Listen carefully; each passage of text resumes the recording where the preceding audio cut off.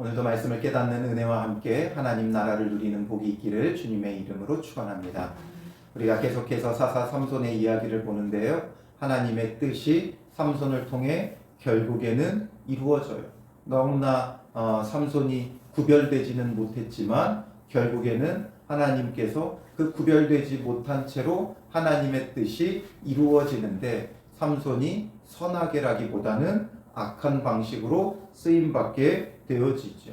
그래서 그는 눈에 보이는 것을 쫓고 자기의 감정을 따라서 원수를 갚으며 이렇게 사사의 역할을 감당해가는 가운데 이제 결국에는 그것도 오래가지 못해요. 하나님께서 결국에는 이제 그의 최후를 맞이하게끔 만드시죠. 그래서 이제 사사기 16장은 삼손의 최후가 기록되어져 있는데 어떤 모습이 되어집니까? 1절에 보면 삼손이 가사에 가서 거기서 가사로 가게 돼요. 가사는 블레셋에 5 주요 성읍이 있는데 그 중에 하나죠. 그리고 거기에 가서 한 기생을 보고 그에게로 들어갔더니 한 기생을 보고 그에게 들어가요. 여전히 눈에 보이는 것을 쫓고 육신의 정욕을 쫓는 모습을 보여주죠. 가사 사람들에게 삼손이 왔다고 알려지니까 그 사람들이 그를 애워싸고 밤새도록 성문에 매복하고 새벽이 되거든 그를 죽이라 하였더라. 그가 앞서서 나귀 턱뼈로 1000명을 죽였죠. 그러니 블레셋 사람들에게 있어서 삼손의 존재는 이제 원수예요. 그런데 원수면서도 함부로 어떻게 하지 못하죠. 삼손에게 그 특별한 하나님의 능력, 성령의 능력이 있어서 강한 힘이 있었기 때문에 그래요. 그러니까 삼손을 함부로 어찌하지도 못하면서 결국에는 이제 매복하며 그를 죽이려고 하는 거죠. 그때 이제 삼손이 밤중까지 3절에 보면 누워 있다가 그 밤중에 일어나 새벽에 그들이 그를 덮치려고 하고 있었는데 삼손은 그걸 어떻게 알았는지 밤중에 일어나서 성 문짝들과 2 문설주와 문빗장을 빼어가지고 그 성의 문짝, 그러니까 성문이죠. 성문이니까 성에 드나드는 사람들이 사용하는 문이에요. 그러면 성의 문이니까 일반 가정집의 문 정도의 크기가 아니죠. 어마어마하게 커요. 그런데 그 성의 문짝뿐만 아니라 문설주 그리고 문 빗장까지 빼어가지고 이것을 어깨에 메고 헤브론 앞산 꼭대기에 가니라. 헤브론 앞산 꼭대기, 그러니까 지금 가사에 지금 성 문짝, 문설주, 문 빗장을 어깨에 메고 간 거예요. 얼마나 힘이 좋았으면 이걸 빼가지고 어깨에 메고. 왜 이렇게 했는지 성경은 말하지 않아요. 근데 어떻게든 이렇게 하는데도 불구하고 가사 사람들은 매복하고 있다가 어찌하지 못하죠. 그러니까 너무 놀란 거예요. 그 힘에 압도돼서 아무것도 하지 못하고 삼손은 이걸 메고 헤브론 앞산, 가사에서 헤브론까지 거리가 약 60km예요. 이 먼 거리를 이걸 어깨에 메고 그것도 헤브론의 산 꼭대기까지 올라가서 그것을 버려버리죠. 왜 이렇게 했는지 알 수는 없지만 결국에는 이렇게 해서 삼손은 그걸 또 피하게 되고, 그리고 4절에 보면 이후에 삼손이 소랫골짜기에 들릴라라 이름하는 여인을 사랑하며, 이제 들릴라가 나오죠. 이 들릴라를 삼손이 또 사랑을 했어요. 눈에 보이는 대로 쫓는 거죠. 우리가 눈에 보이는 대로 쫓는다는 것이 결국에는 어떤 결과가 오는지를 우리에게 보여주는 거예요. 그래서 삼손은 눈에 보기에 좋았던 여인들을 계속 쫓았어요. 그래서 앞서서 소라의 여인을 쫓았고, 그리고 가사에서 기생에게 들어갔고, 그리고 이제 소랫골짜기에 와가지고는 들릴라가 이름하는 여인을 사랑하는 거예요. 그러니까 블레셋 사람의 방백들이, 이 블레셋 사람들의 방백들이라는 건 블레셋 사람들의 지도자들이죠. 이들이 누구였는지 명확히 알지는 못하지만 아까 말씀드렸듯이 블레셋에는 5 주요 성읍이 있었어요. 그 각 성읍의 지도자들이었을 거예요. 그러면 아마 한 5명 정도 되지 않았을까 추정을 해요. 이 방백들이 그 여인에게 올라가서 삼손을 꿰어서 무엇으로 말미암아 그 큰 힘이 생기는지, 그리고 우리가 어떻게 하면 능히 그를 결박하여 굴복하게 할 수 있을는지 알아보라. 삼손의 힘의 근원을 알아내라는 거예요. 그러면서 뭐라 그래요? 그리하면 우리가 각각 은 1100개씩을 내게 주리라. 각각 은 1100. 그러니까 5성읍에 한 명씩이었다면 최소 5명이죠. 그럼 5명이면 5,500개를 주겠다는 거예요. 은 5,500개면 약 665kg이에요. 어마어마한 것을 주겠다고 약속하니까 이 돈으로 들릴라가 매수되어서 삼손의 힘의 근원을 이제 찾기 시작한 거죠. 그러니까 아마도 우리가 상상한 것과 다르게 삼손하면 힘이 센 장수니까 기골이 장대한 어떤 거대한 사람이었을 것으로 생각하지만 일반적으로 학자들이 보기에는 그냥 평범한 사람의 체구 정도를 가졌을 것으로 추정을 해요. 그러니까 이 정말 평범해 보이는데 어떤 특별한 힘과 능력이 나오니까 여기에는 뭔가 특별한 비법이 있지 않았겠느냐 이들은 생각을 했던 거죠. 그러면서 그 힘의 근원이 어딘지를 알아내라고 매수했고, 그래서 이제 계속해서 들릴라는 삼손에게 그 힘이 어디서 오는지를 계속해서 추궁을 해요. 그러면서 오늘 본문에 보면 6절에 가장 먼저 청하건대 당신의 큰 힘이 무엇으로 말미암아 생기며 어떻게 하면 능히 당신을 결박하여 굴복하게 할 수 있을는지 내게 말하라.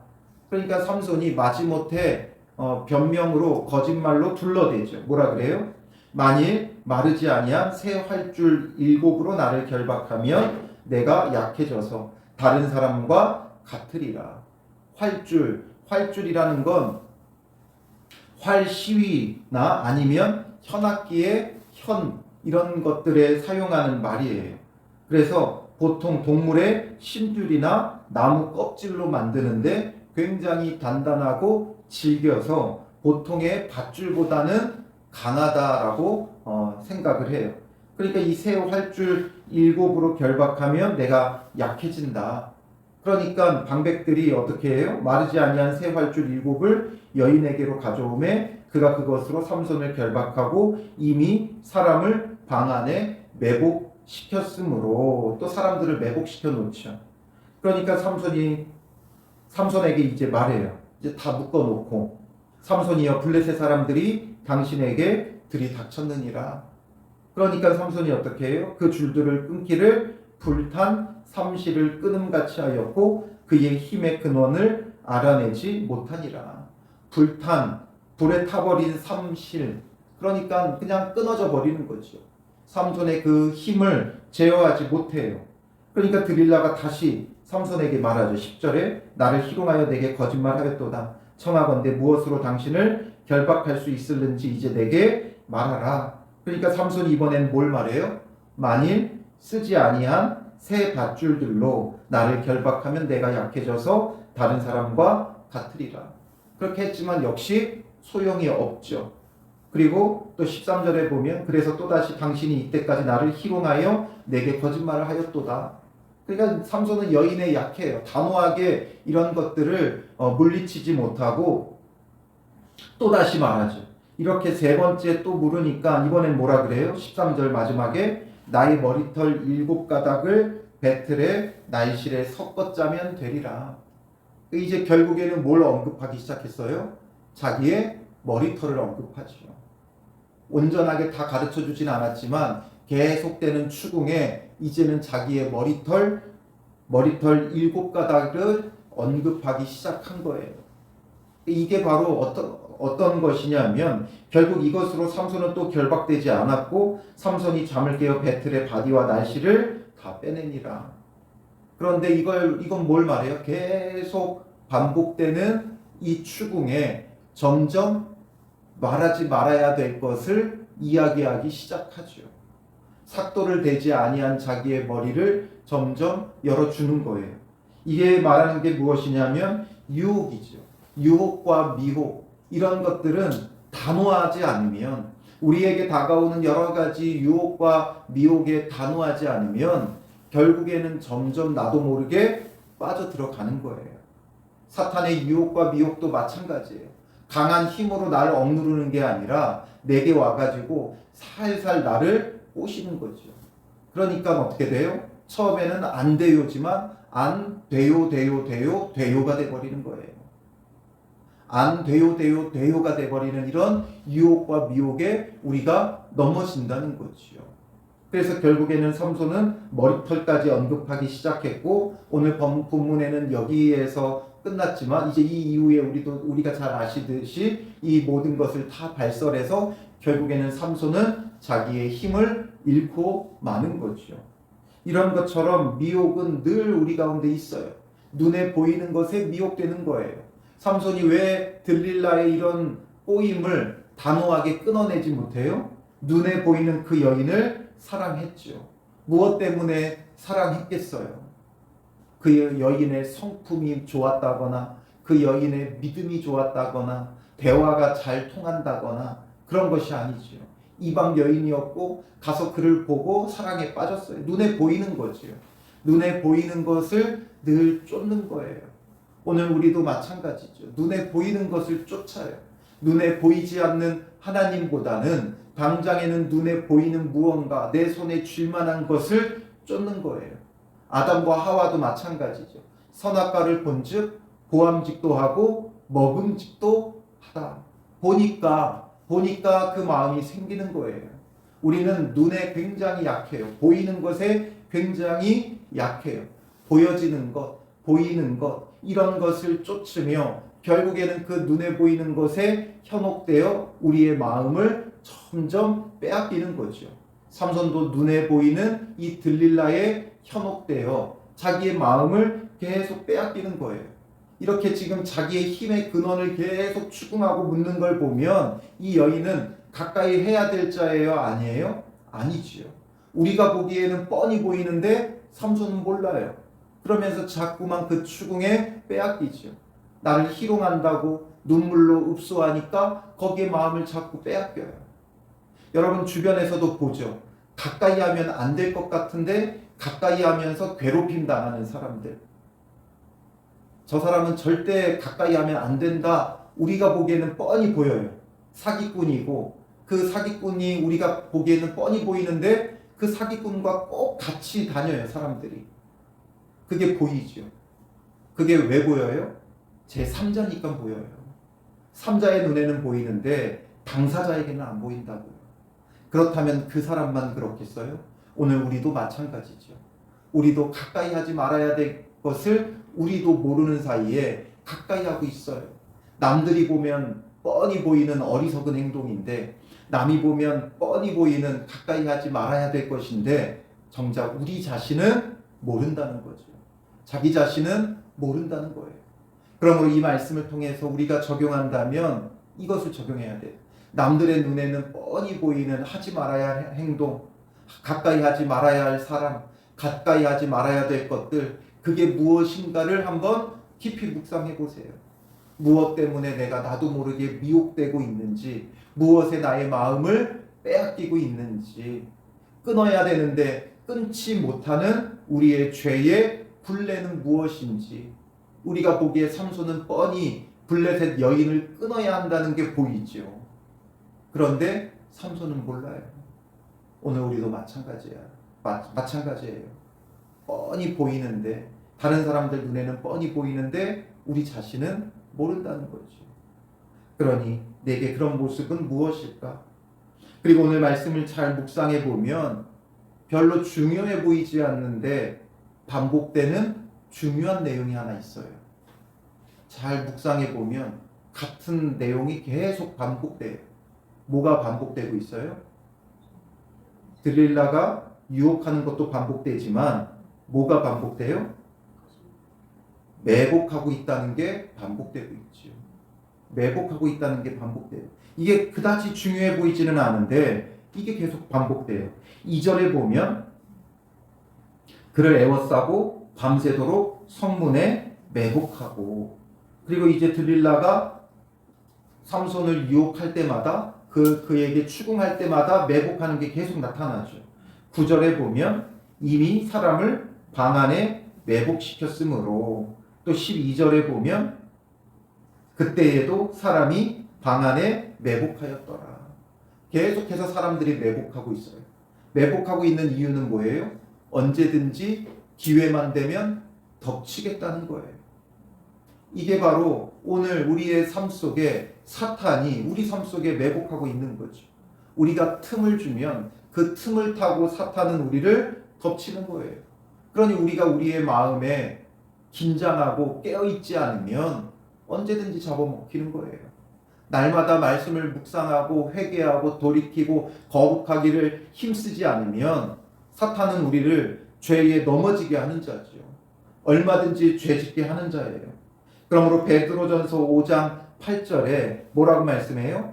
근신하라 깨어라 너희 대적 마귀가 우는 사자같이 두루다니며 삼킬 자를 찾나니.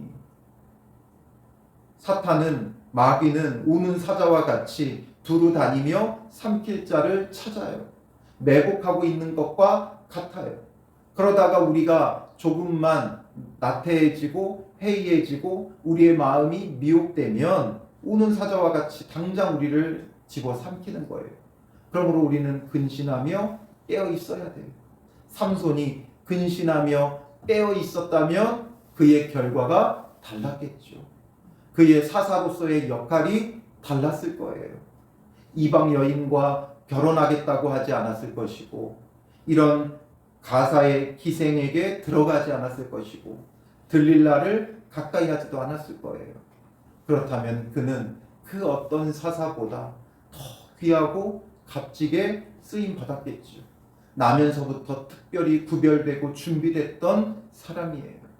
그런데 근신하고 깨어있지 않으니까 이렇게 나실임에도 불구하고 하나님의 특별한 은혜와 계획 가운데 태어났고 하나님께서 복 주시고 성령 주시고 이렇게 놀라운 사사의 직분을 가지고 이렇게 낭비하지 않았을 거예요.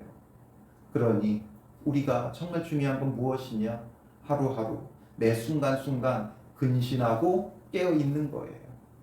바쁜 일에 쫓기지 말고 항상 말씀을 붙잡고 근신하고 깨어 있으며 하나님과 깊이 교제하며 주어진 삶의 매 순간순간을 살아가야죠. 그렇지 않으면 우리도 모르게 눈에 보이는 것, 우리의 욕심과 정욕, 우리의 감정 여기에 우리가 휩싸여버려요. 성령이 강력히 임해도 근신하고 깨어있지 않으면 어떻게 되는지를 삼손은 우리에게 여실히 보여주는 거예요. 그러므로 오늘 하루도 우리가 근신하고 깨어있으면서 우리가 끊어내야 될 것, 멀리해야 될 것, 우리가 가까이 하지 말아야 할 것, 이게 무엇인지를 보고 정말 구별되고 거룩하게. 그래서 삼손은 태어나기 전부터 구별되고 거룩해야 된다고 하나님의 사자가 와가지고 알렸잖아요. 그런데 구별되지 않았고 거룩하지 않았고 그래서 그의 삶이 그의 사사로서의 역할이 너무나 허망하고 헛돼 보이지요. 그러니 오늘 우리의 삶이 그렇게 되지 않으려면 우리도 근신하고 깨어있고 구별되기를 힘쓰는 그런 하루하루가 되시기를 주님의 이름으로 축원합니다. 기도하겠습니다. 살아계신 아버지 하나님, 오늘 우리가 근신하고 깨어있지 않기에 대적 마귀가 우는 사자와 같이 두루 다니며 삼킬 자를 찾다가 우리가 번번이 그에게 잡아먹히며 넘어지며 범죄하며 쓰러지는 죄인인 것을 깨닫습니다. 가까이 하지 말아야 될 것인 줄 뻔히 알면서도 그 즐거움과 유익으로 인하여 내려놓지 못하는 우리의 불의함과 악함을 주님 용서하여 주시고 정말 거룩하게 구별되기 위해 근신하고 깨어있고 늘 말씀을 붙잡고 주님의 인도하심을 따르는 믿음의 사람들 될 수 있도록 인도하여 주시옵소서. 오늘 하루도 우리를 미혹하고 유혹하는 모든 것들로부터 단호하게 하시고 거룩하게 구별되기를 힘쓰는 믿음의 사람들 되게 하여 주시옵소서. 이 하루도 거룩하게 구별되어 주님 앞에 쓰임받기에 부족함이 없는 믿음의 사람들로 세워주실 줄 믿사오며 예수님의 이름으로 기도합니다. 아멘.